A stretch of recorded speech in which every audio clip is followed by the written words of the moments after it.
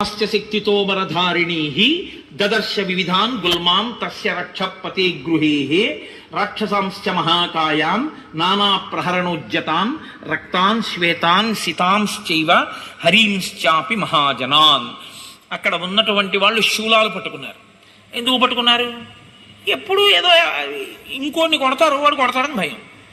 అంటే ఉపాధిని సక్రమముగా ఉపయోగించుకున్నవాడు కాడు, వాడే రాక్షసుడు. కాబట్టి శూలం పట్టుకుంటాడు, ముద్గరం పట్టుకుంటాడు, ఇంకోటి పట్టుకుంటాడు, తోమరం పట్టుకుంటాడు. ఎప్పుడు విచ్చుకత్తులు అట్టుకుని వాడు నిద్రపోడు. ఎవడో లోపల నిద్రపోవడానికి ఇంతమంది బయట లేచి ఉంటే వాడు పడుకుంటాడు. వీళ్ళు పడుకుంటే తను పడుకోలేడు. అందరూ పడుకునేవాడిని నేను పడుకుంటాను అన్నాడు అనుకోండి, ఇంకా ఎందుకయా లేచుంటారు అని ఎవరన్నారు రామాయణంలో?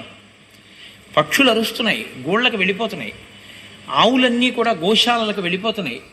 అరణ్యాలకి వెళ్ళేటటువంటి కాంతలు, ఆ పుల్లలు ఏరుకునే వాళ్ళు, అటువంటి వాళ్ళు గృహోన్ముఖులై వెళ్ళిపోతున్నారు.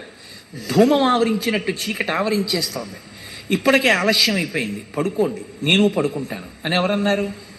విశ్వామిత్రుడు అన్నాడు. అనసూయం అంది, అత్రి అన్నారు. అందుకే రామాయణంలో ప్రతి చిన్న విషయం చెప్తారు. ఇప్పటికే బాగా చీకటి పడింది, పడుకోండి అంటారు. మీరు పడుకోండి నేను పడుకుంటాను అంటారు. ఎవరు? మన్నెవడు ఏం చేస్తాడు? అన్నవాడు. మీరు పడుకోకండి, మీరు 1,00,000 మంది తెలివేసి కత్తెట్టుకుని ఉండండి, నేను లోపల పడుకుంటానంటాడు. ఎవడు? వాళ్ళు పడుకుంటే తను చచ్చిపోతాను అనుకున్నవాడు. మరి ఆ పని ఎందుకు చేసావు? ఇది సుందరకాండ. మరి అంత చస్తూ బతుకుతున్నానని తెలిసి నా అంత మొనగాడలేడని ఎలా చెప్తున్నావు?